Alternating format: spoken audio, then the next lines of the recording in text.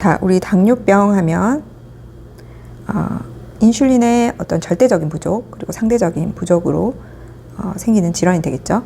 환자의 어떤 동반 질환 그리고 목표 혈당을 설정하는 것에 따라서 이제 약물 치료를 하게 됩니다. 인슐린이라고 하는 것은 이제 체내에 분비되는 호르몬인데요. 이제 우리 혈당을 낮추게 하는 역할을 하는 거죠. 동화작용을 촉진하기 때문에 살을 찌게 하는 호르몬이 되겠습니다. 베타 세포에서 이 글루코스가 들어오게 되면 ATP 생성이 되면서 포타슘 채널이 억제가 되고 칼슘이 들어오면서 인슐린이 이렇게 분비가 되는 거죠. 우리가 경구로 글루코스가 공급이 됐을 때 인크레틴이라는 효과가 있습니다. 이 효과에 의해서 이런 호르몬의 작용이 인슐린을 보다 촉진하게 하는 이런 작용을 하게 됩니다. 인크레틴 중에서 대표적으로 우리가 GLP-1이 있죠. 그리고 이것을 분해하는 것이 이제 DPP-4가 되겠습니다. 그래서 우리가 약물 치료를 할 때 이 포타슘 채널과 관계해서 인슐린을 분비하게 촉진을 하는 작용하는 것이 설포닐 유리아계 그리고 메글리티나이드계가 되겠습니다.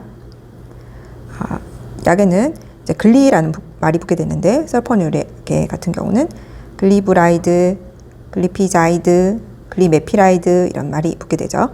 그 다음에 메글리티나이드계 같은 경우는 글리나이드 이런 말이 붙게 되는데 레파글리나이드, 나테글리나이드 이런 약이 대표적으로 있습니다. 자, 인슐린이 절대적으로 부족하게 됐을 때는 이제 인슐린을 이제 직접적으로 공급을 하게 되는데요. 이 작용 시간에 따라서 이제 분류를 하게 됩니다. 그래서 빠른 것은 리스프로, 아스파트, 글루라이진, 이제 레귤러 인슐린도 여기 해당이 되고요. 중간에 해당되는 것이 이제 MPH가 되겠죠. 그리고 이제 롱 액팅, 작용 시간이 길게 작용하는 것으로서 이제 기저 인슐린으로 이제 사용하는 글라이진, 디테미르, 데글루덱 이런 약이 있습니다. 자, 인슐린을 직접적으로 이제 분비는 하지 않지만 인슐린의 어떤 민감도를 낮춘다, 민감도를 높인다 해서 사용되는 약이 있습니다. 이 약에 대표적으로 우리가 메트폴민이 있죠. 메트폴민 같은 경우는 간에서 이제 포도당 생합성을 이제 막는 작용을 하게 됩니다. 그리고 우리 이제 사이아졸리딘 다이온에서 이런 약들은 PPAR 감마의 작용을 높여서 이제 조직에서 당의 이용을 높이는 이런 작용으로서 인슐린의 민감도를 높이는 이런 약제들이 이제 사용이 됩니다.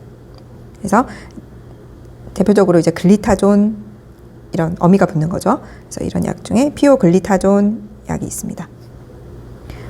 또 하나 이 인크레틴을 직접적으로 증강시키는 아고니스트 작용으로 이제 주사제가 사용이 되죠.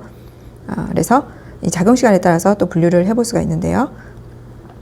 이제 엑세나타이드, 리라글루타이드, 데글라글루타이드 경구약이 나왔는데 세마글루타이드 그래서 이제 어미로서 이제 글루타이드 이런 말이 붙는 거죠. DPP-4 같은 경우에도 글립틴, 립틴 이런 어미가 붙는데 시타글립틴 이런 약이 있게 되는 거죠. 또 하나 이제 글루코스가 이제 체내에서 분해가 되지 않도록 하는 약.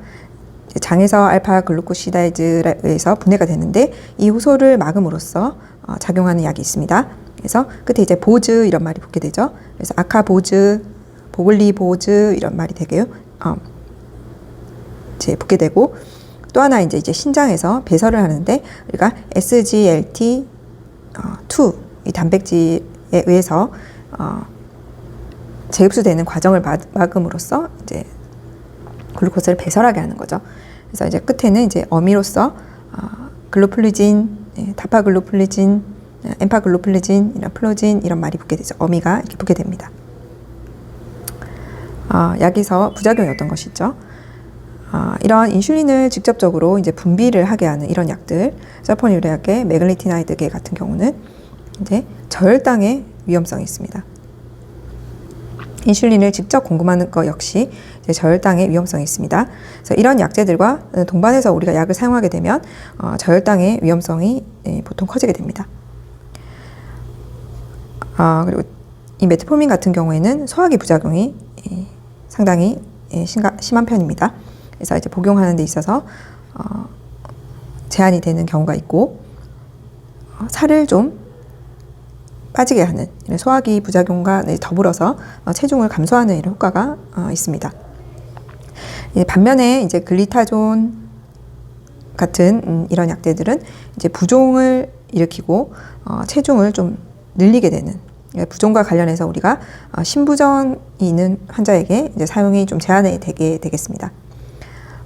이 글루코스에 대한 분해를 하지 못하는 이런 약들은 속에 가스가 낀다든지 이러한 소화기 부작용이 많이 보고가 되어 있습니다.